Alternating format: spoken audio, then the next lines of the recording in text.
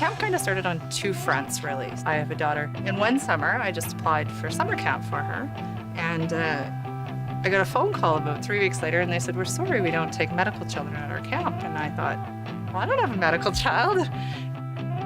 We run neurosurgery clinics together, and so we were talking to other parents, and they said, "Oh yeah, we get turned down all the time when there's, we can't do camp." Going to camp is a rite of passage for many of us, and when we heard that Olivia got denied, it fueled our passion to say, this is it. We've been talking about it for a long time, and Olivia was old enough to really understand it, and when she sort of squealed with joy, that was it. It was done. It was easy after that.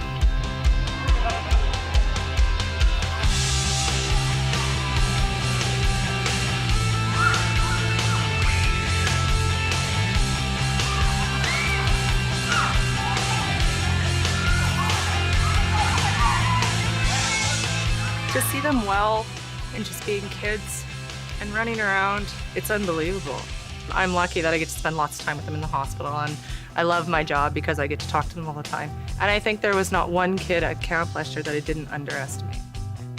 I think I take for granted that I live a full and vibrant life, and one of my passions is to do this for the kids, and so we just get to actually embrace that passion, and we made it reality, and it's still overwhelming to see that it comes to fruition every year. And we just look at each other and we go, it was so simple to bring so much joy to so many, and so it's perfect.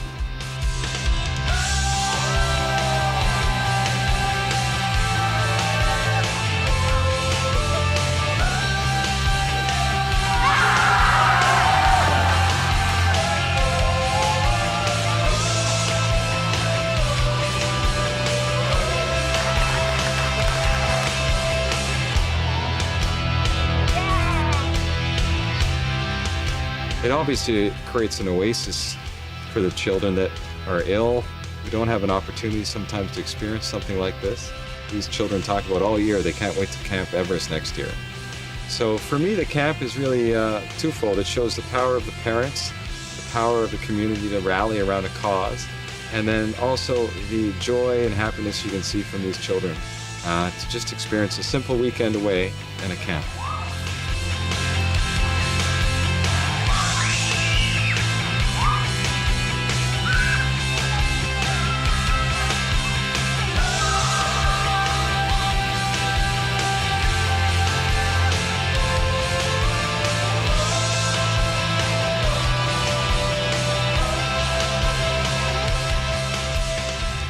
So camp will end on a Monday, and Tuesday morning at 6 o'clock in the morning, we will be at the Stollery.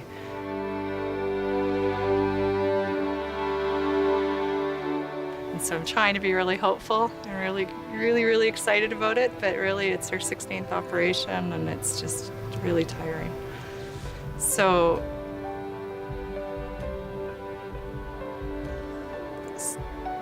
sometimes when I say it out loud, it's hard to believe it's even our life. Like, it sounds like I'm talking.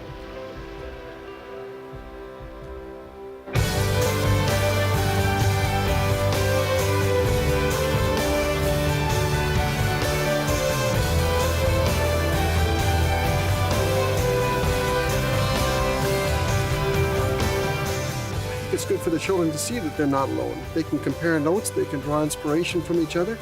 I see it happening out there. The children who have been through it and their hair's all going back, and they come there and inspire those kids to say, you can beat this disease. Look towards the future, focus on the successes, and you can do it.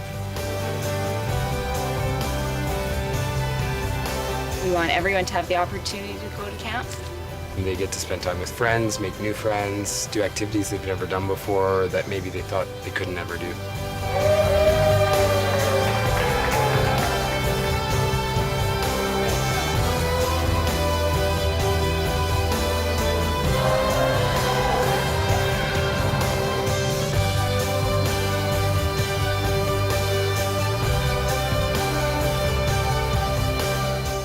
I work at the Stollery in peach surgery, so a lot of times we're doing things that's not so fun with the kids, so seeing them at their worst, and then you turn around and see them at their best having fun, so it's quite rewarding. It's lots of fun. I think I have just as much or more fun than the kids do out here.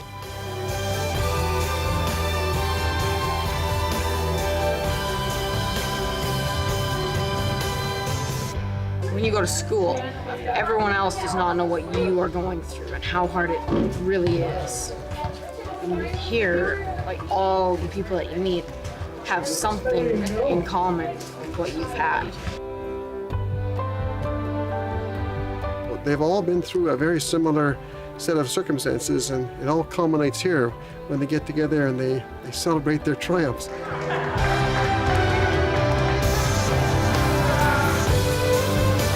I want them to know that there are people like them out there that, you know, are able to go on and do great things in the world.